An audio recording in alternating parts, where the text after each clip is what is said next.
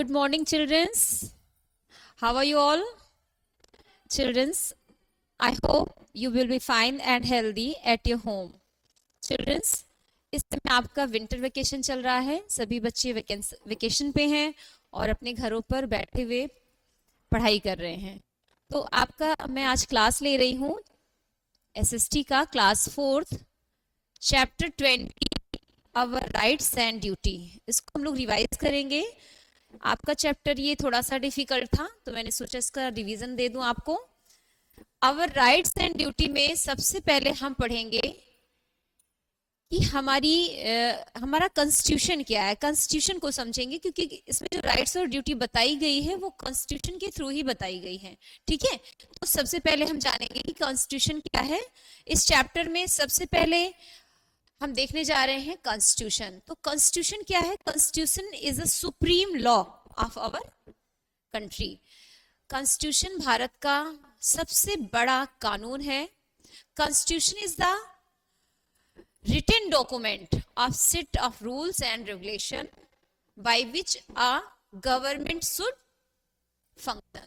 Constitution एक written document है जिसमें रूल्स और रेगुलेशंस क्या होते हैं, लिखे होते हैं, और जिसके थ्रू एक गवर्नमेंट अपना फंक्शन करता है एडमिनिस्ट्रेशन का. ओके, तो इसको मैं रिटन फॉर्म में आपको बताती हूँ. चैप्टर है हमारा Our Rights and Duty. Chapter 20 Our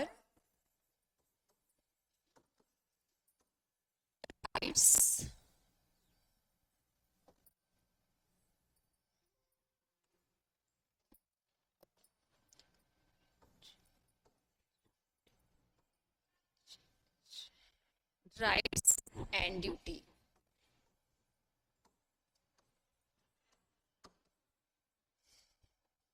देखिए, rights and duty. Rights means अधिकार. राइट्स मीन्स क्या होता है? अधिकार. इसको हम हिंदी में समझेंगे कि अभी आप क्लास 4th में हैं, आपको हिंदी में भी समझ में आना चाहिए.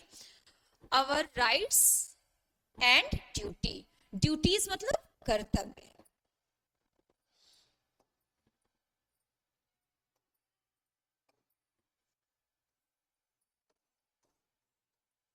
कर्तव्य. ठीक है, राइट्स मीन्स अधिकार, ड्यूटीज मीन्स कर्तव्य. हमारी राइट्स और ड्यूटी क्या है, और ये किस किस तरह की राइट्स और ड्यूटी की बात की जा रही है? ये राइट्स और ड्यूटी हमें हमारे नेशन के प्रति बताई जा रही है. ओके, जो हमें कॉन्स्टिट्यूशन के थ्रू मिले हुए हैं.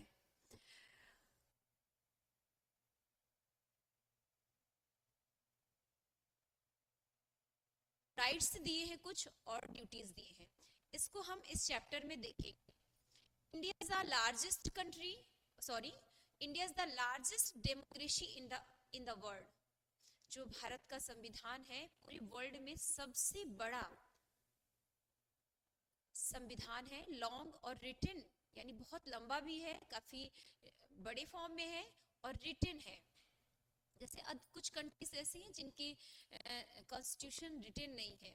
तो हमारा जो कॉन्स्टिट्यूशन है ये लॉन्ग और रिटन है. और भारत की जो हमारा जो कॉन्स्टिट्यूशन है वो डेमोक्रेसी फॉर्म में है. डेमोक्रेसी फॉर्म में है, इट मींस यहाँ पे पब्लिक का रूल है, पब्लिक के द्वारा है और पब्लिक के लिए है. ठीक है, तो हमारा जो कॉन्स्टिट्यूशन है ये डेमोक्रेटिक फॉर्म में है. तो हमारा जो कॉन्स्टिट्यूशन है उसे हम कह सकते हैं it is the largest democracy in the world. Okay, अभी हम देखेंगे कॉन्स्टिट्यूशन की मीनिंग क्या है. What is constitution? What is constitution?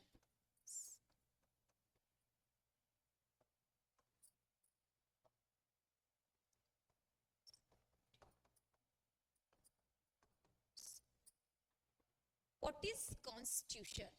It means Bharat का संविधान क्या है. संविधान को हम समझेंगे. Constitution is the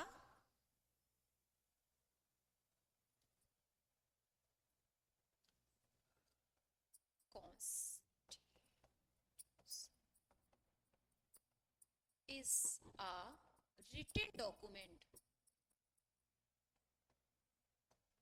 written document. Constitution is a written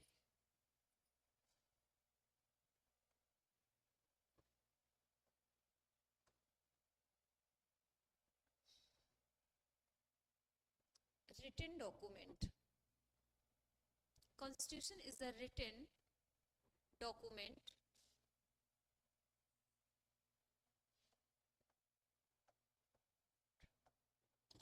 of a set of rules and regulation. Rules and regulation. Constitution क्या है? एक रिटन डॉक्यूमेंट से किस चीज का? Set of rules and regulation, नियम और कानूनों का एक लिखित दस्तावेज है, ठीक है। और इससे होता क्या है?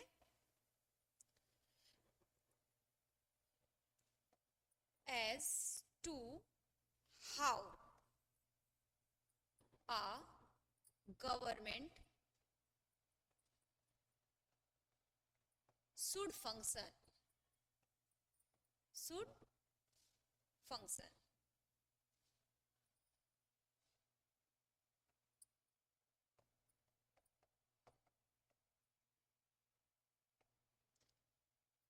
तो कॉन्स्टिट्यूशन रूल्स और रेगुलेशन का एक रिटन डॉक्यूमेंट है जिसके थ्रू एक गवर्नमेंट अपने काम को करती है, अपने प्रशासन से संबंधित काम को करती है। ओके, अब हम देखेंगे इस कॉन्स्टिट्यूशन में हमें क्या क्या चीजें दी गई हैं। जैसा कि अभी हमारा जो टॉपिक था वो क्या था? Our rights and duty. ये हम लोग देख रहे हैं, राइट्स एंड ड्यूटी। तो इसी कॉन्स्टिट्यूशन के थ्रू सिटीजन्स को, all citizens of India, Bharat के सभी नागरिकों को जो 18 ईयर के ऊपर जो एडल्ट हैं उन्हें कुछ राइट्स दिए गए हैं और कुछ राइट्स दिए गए हैं और उन्हें कुछ ड्यूटी बताई गई है। तो ये राइट्स क्या क्या है इसको हम देखेंगे। जैसा कि हम सभी जानते हैं कि हमारा जो कॉन्स्टिट्यूशन है ये 1950 26 जनवरी 1950 को ये क्या हुआ था? इसे लागू किया गया था। Okay, constitution is the supreme law of our country. हमारे देश का ये सर्वोच्च कानून है जिसके माध्यम से हम अपने देश की सरकार को, यानी हमारी जो गवर्नमेंट है वो देश की सरकार को चलाती है। कॉन्स्टिट्यूशन में सबसे पहले जो दिया गया है वो आपकी बुक में आपने देखा होगा, उसमें दिया गया है प्रियम्बल। तो कॉन्स्टिट्यूशन में जो प्रियम्बल है, प्रियम्बल मीन्स उद्देशिका या प्रस्तावना, जो कॉन्स्टिट्यूशन में सबसे पहले दिया गया है प्रियम्बल, उसमें ये बताया गया है कि हम इस कॉन्स्टिट्यूशन के थ्रू कौन कौन से एम को पाना चाहते हैं। तो कॉन्स्टिट्यूशन में कुछ वर्ड्स को यूज किया गया है, जैसा कि बताया गया है कि हमारी जो कंट्री है वो रिपब्लिक है, डेमोक्रेटिव है, और साथ ही साथ यहाँ पर सेकुलर कंट्री की भी बात की गई है कि हमारी जो इंडिया है ये सेकुलर डेमोक्रेटिव कंट्री है। सेकुलर मीन्स, सेकुलर का मतलब होता है धर्म निरपेक्ष, ऐसी कंट्री जो किसी भी धर्म को ज्यादा महत्व नहीं देती है, जिसके लिए सभी रिलीजन्स क्या होते हैं? इक्वल होते हैं। गवर्नमेंट का अपना कोई स्टेट रिलीजन नहीं होता है। अब हम देखेंगे अपनी प्रियम्बल के बाद हम देखेंगे अपना फंडामेंटल राइट्स। ठीक है, अभी राइट्स की बात हुई थी, हमारा जो फर्स्ट इसमें मेन फर्स्ट टॉपिक है वो है आपका our fundamental rights.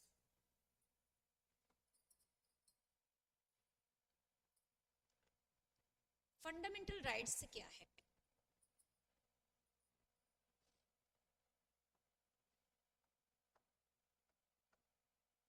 Fundamental rights,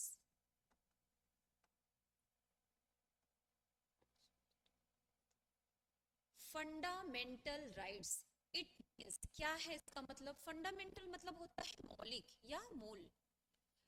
fundamental rights मौलिक अधिकार, ये किसके हैं?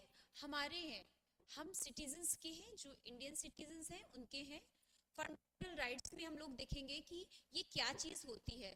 तो फंडामेंटल राइट्स कुछ ऐसे राइट्स होते हैं जो लोगों को ऐसे काम करने के लिए दिए गए हैं जिनसे सोसाइटी का, कम्युनिटी का क्या हो, वेलफेयर हो। गवर्नमेंट ने समाज के, संप्रदाय के कल्याण के लिए लोगों को कुछ अधिकार दिए हैं और ये बहुत ही हमारे जीवन के लिए जरूरी है, इसीलिए इन्हें हम फंडामेंटल राइट्स कहते हैं।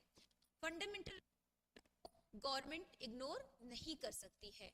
कौन कौन से फंडामेंटल राइट्स हैं, इसको गवर्नमेंट हमसे छीन नहीं सकती है, किसी से कम, इसे हमें कॉन्स्टिट्यूशन ने दिए हैं। कौन कौन से हमारे फंडामेंटल राइट्स हैं, आपको मैम ने लर्न भी कराया था क्लास में। 7 फंडामेंटल की बुक में दिए गए हैं। फर्स्ट है right to equality, right to equality. First fundamental right में हम लोग देखेंगे right to equality, right to equality. Equality means समानता। इक्वालिटी यानी हमारी जो, हम सभी को हम सभी गवर्नमेंट की नजर में समान, कानून के सामने समान है। गवर्नमेंट सभी के साथ एक ही जैसा ट्रीट करती है, रूल सभी के लिए अलग अलग नहीं है। हमको काम करने के समान अवसर दिए गए हैं। तो जितने भी सिटीजन्स इंडिया के हैं सभी को काम करने की, कानून के सामने एक समान दृष्टि से देखने की स्वतंत्रता है। कोई किसी का,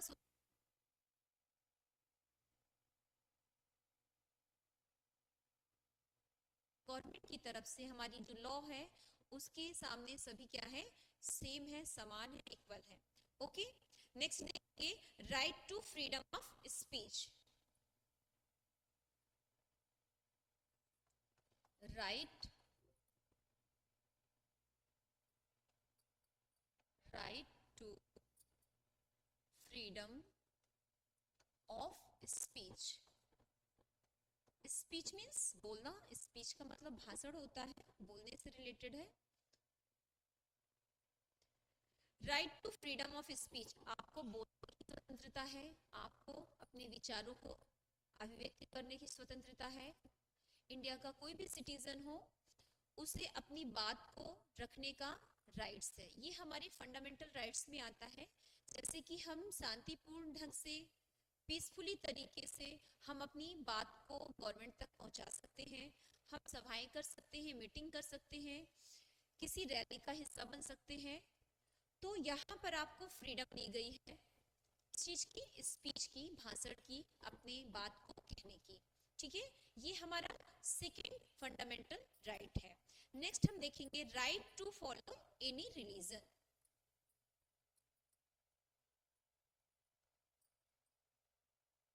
right to follow any religion. Religion means क्या होता है, धर्म।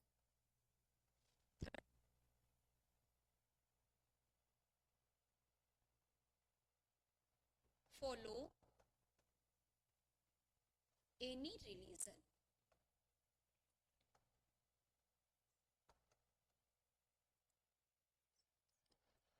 रिलीजन्स मीन्स धर्म, फॉलो मतलब मानना या उसे अनुसरण करना।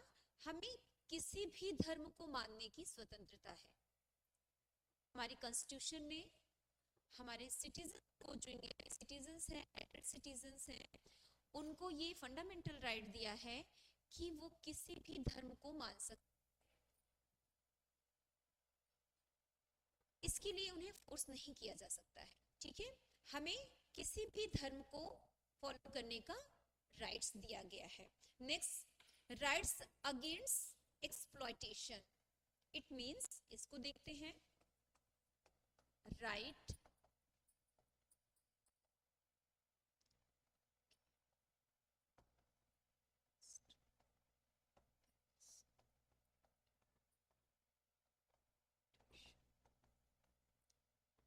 Exploitation.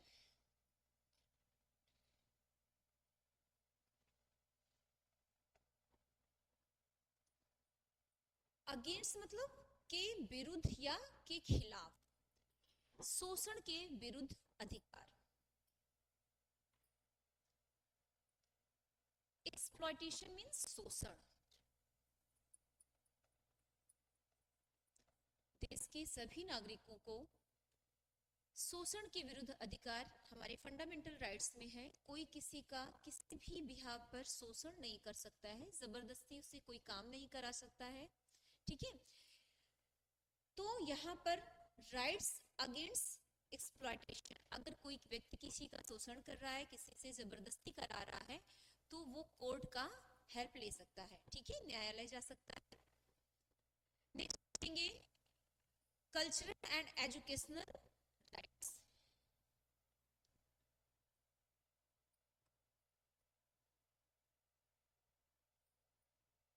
Cultural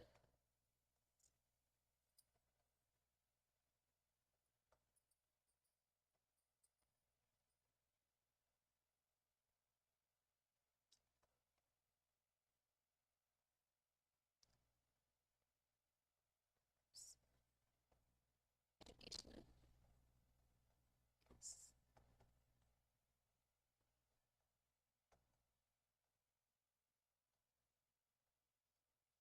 cultural, it means क्या है इसका मतलब? कल्चर, कल्चर वर्ड से बना हुआ शब्द है। कल्चर का मतलब होता है संस्कृति। ठीक है, तो कल्चरल का मतलब सांस्कृतिक, एंड एजुकेशन मतलब शैक्षिक।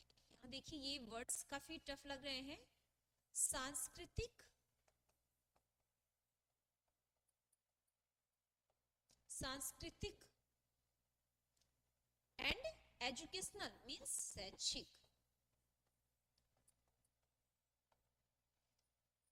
हम सभी को सांस्कृतिक और शैक्षिक ये दो तरह के राइट्स हैं। सांस्कृतिक मतलब व्यक्ति का अपना जो संस्कृति है, अपनी जो कल्चर है, अपनी जो परंपराएं हैं, उसको वो आगे बढ़ा सकता है। उससे जुड़ी हुई शिक्षण संस्थाएं ऑर्गेनाइज कर सकता है, उसे ओपन कर सकता है। तो इस राइट्स का मतलब है कि हम अपने संस्कृति और अपनी शिक्षा को आगे क्या कर सकते हैं, प्रोत्साहन दे सकते हैं। नेक्स्ट देखेंगे जो हमारा है, ये है सबसे इंपॉर्टेंट राइट्स है,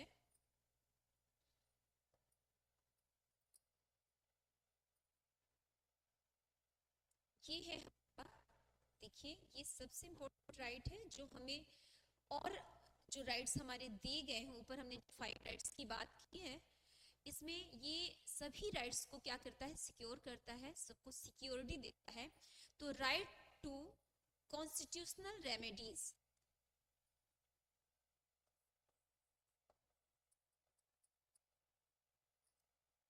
राइट्स टू कॉन्स्टिट्यूशनल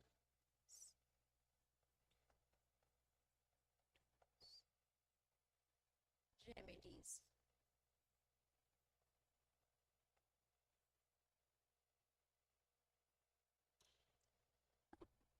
यहाँ देखिए ये भी टफ है। कॉन्स्टिट्यूशनल रेमेडीज, संवैधानिक उपचारों का अधिकार। संवैधानिक उपचारों का अधिकार मतलब हमारे जो फंडामेंटल राइट्स हमें दिए गए हैं, इनको ये सुरक्षा प्रदान करता है।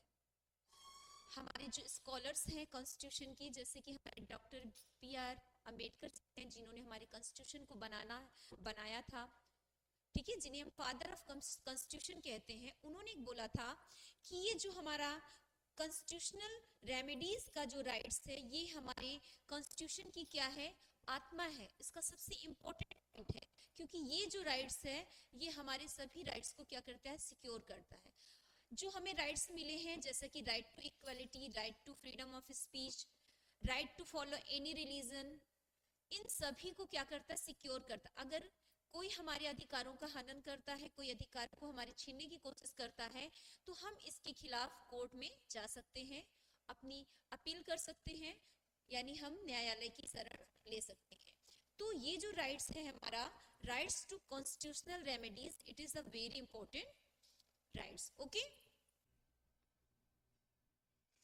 चिल्ड्रंस, अभी हम नेक्स्ट देखेंगे अपना फंडामेंटल राइट्स में rights to equality, rights to freedom of speech, rights to follow any religions, rights against exploitations, cultural and political, cultural and educational rights, rights to constitutional remedies. Next देखेंगे rights to education. ये हमारा last fundamental rights आपकी book के according है, ठीक है। Rights to education.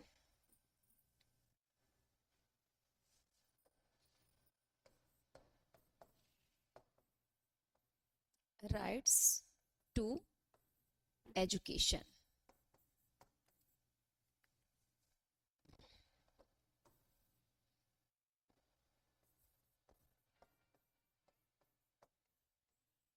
शिक्षा का अधिकार।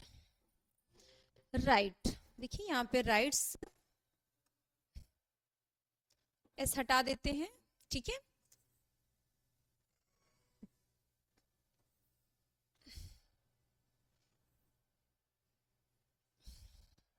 राइट्स टू एजुकेशन, शिक्षा का अधिकार। कॉन्स्टिट्यूशन के थ्रू हमारे देश के सभी बच्चों को 7 to 14 ईयर तक के सभी बच्चों को शिक्षा का अधिकार दिया गया है।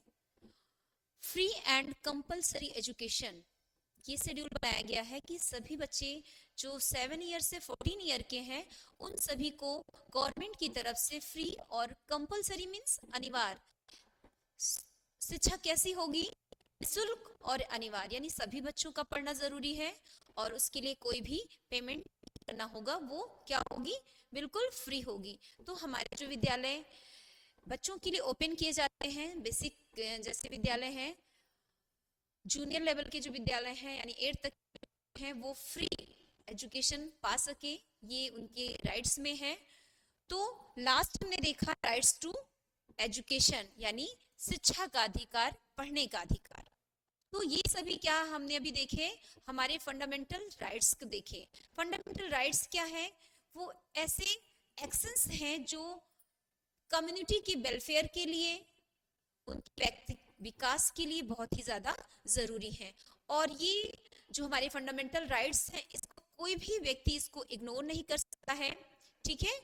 और ये एक निश्चित रूप से हमारे व्यक्तिगत और मानसिक विकास के लिए जरूरी भी है। तो अभी आज का हमारा जो टॉपिक था वो फंडामेंटल राइट्स था। नेक्स्ट टॉपिक में हम लोग डिस्कस करेंगे आवर ड्यूटीज, जैसा कि हमारा चैप्टर का नाम है फंडामेंटल राइट्स एंड ड्यूटी। तो ड्यूटी हम लोग देखेंगे।